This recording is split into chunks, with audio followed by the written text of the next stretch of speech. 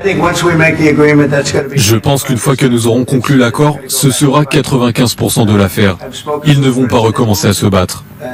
J'ai parlé avec le président Poutine et je suis convaincu, je le connais depuis longtemps, qu'ils sont très sérieux à ce sujet.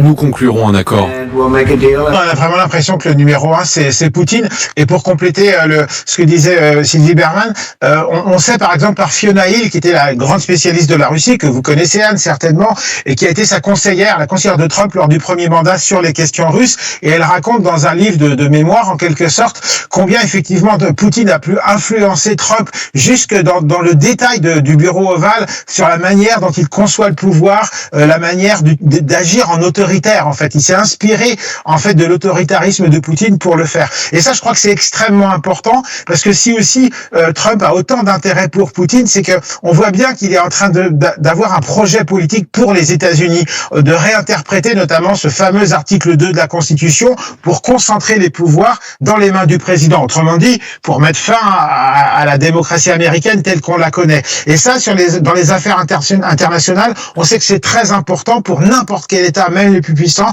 d'être légitimés par leur père, en quelque sorte, sur la scène internationale.